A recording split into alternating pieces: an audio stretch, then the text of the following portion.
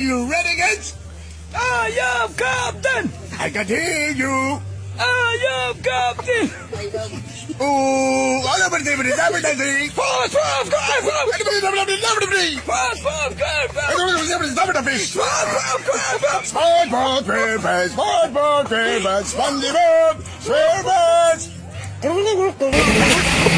Diba yan? Masyadong madulas dito. Malumot.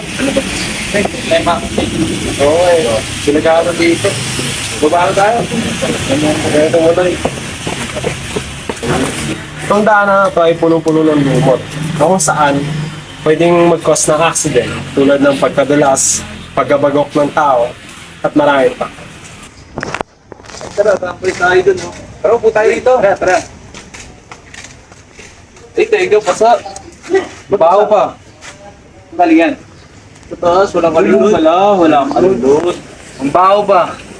Eh, no? Tara, punta tayo dito. Tara, doon na lang tayo. Wala tayo sa kapila.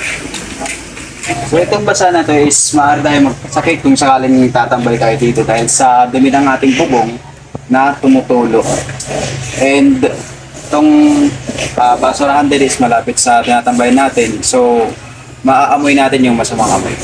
Ang flammable gas ay dapat hindi nilalapit sa likuan or sa malapit sa pwedeng umapoy dahil ang flammable gas ay pwedeng mag-cause ng sunog or hazard sa ating mga bahay.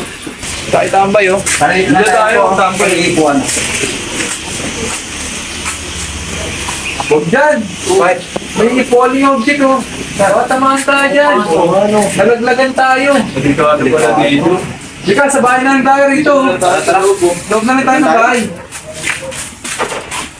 Sigurado. Sa sitwasyon natin ngayon, makikita natin itong falling object na delikado sa tao na tatambay dito. Kaya dapat talaga analisahin natin yung lugar kung saan tayo dapat tatambay para maging safe tayo.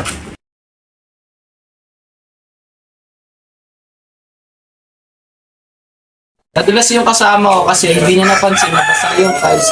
Kaya yun ang naging cause ng pagkadulas niya.